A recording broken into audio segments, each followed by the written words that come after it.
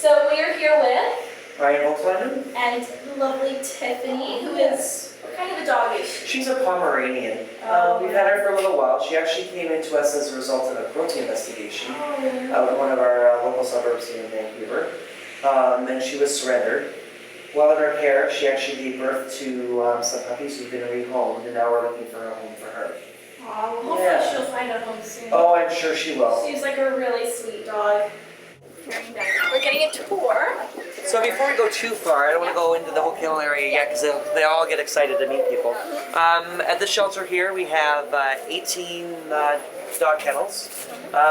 They're standard dog kennel that you see at most shelter facilities. We have heated floors.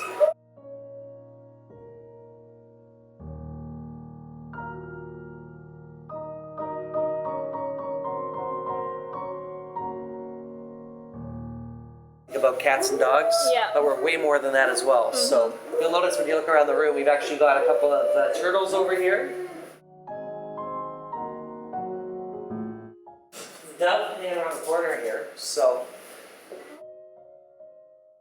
Oh, it's alright. She's a very cute dog. She's got very good taste in hair color. I think so. Hi, honey.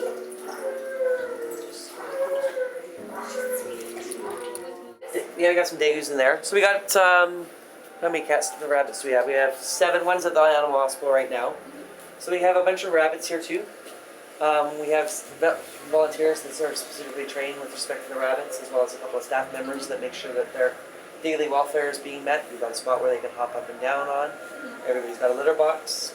Always got some hay and stuff like that. And, even all of our rabbits, before we put them up for adoption, are all spayed and neutered beforehand. Oh, that's really helpful. Definitely. We know our rabbits. Exactly. There is a rat. He's super cute. Yes, and they're very social actually.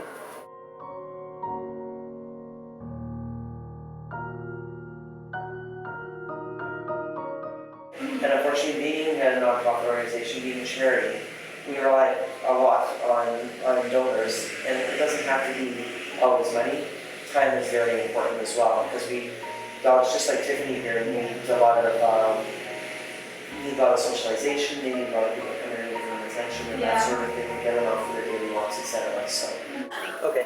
That's a lot of toys. The biggest problem, unfortunately, with the smaller animals like these guys is a lot of people want that, they get them expecting to get some affection, and they tend not to be very affectionate. They're more in the cage, you just change their food and water, and then all of a sudden the person becomes detached because they're not getting that affection that they were hoping that they'd get. So it's very important for people to remember that even if they get a small animal, it is a lifetime commitment. Yeah.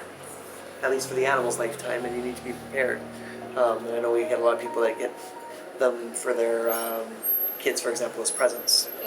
Presents are awful. Yes, not a good reason to get really bad. Not a good reason to get your kids a pet or to teach them responsibility. You can do that in other ways. And if you are going to get them a pet, then you need to be willing to take care of it if and when the novelty runs off. So. The flip side, when we're doing the adoption process, everybody has to fill out an application for whatever kind of animal they're looking for, and then we'll go through it.